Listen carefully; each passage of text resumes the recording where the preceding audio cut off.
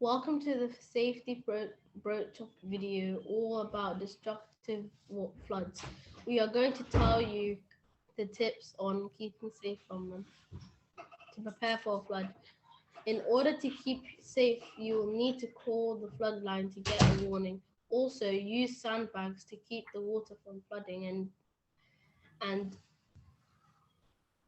from flooding and from flooding your house. Disconnect any wires and portable chargers for safety. Learn and practice evacuation routes, shelter plans, and flash flood response. In case you must leave, or if service are cut off in your area, keep important documents in a waterproof container.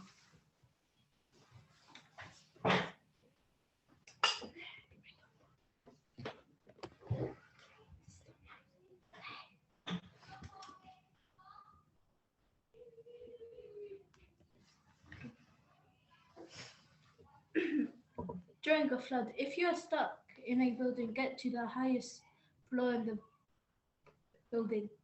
Though, if you're at home, check in with other people in your household. If they are not at home, make sure they are somewhere safe. Grab your special possessions such as food, water, electrical devices, and clothes that also last for a long period of time. After a flood, don't enter your house until authorities indicate that it is safe. Dispose any sandbags you use. You can throw other things in the garbage as long as they are not filled with sewage or chemicals. Stay away from damaged buildings unless your assistance has been specifically request, specially requested by police and fire. Avoid any water since there is debris everywhere. Be careful out there. Here's images of floods.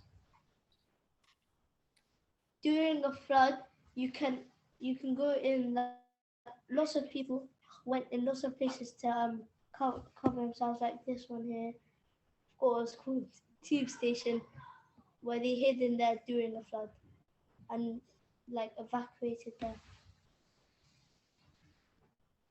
Thank you for listening to our presentation. Stay safe during a flood.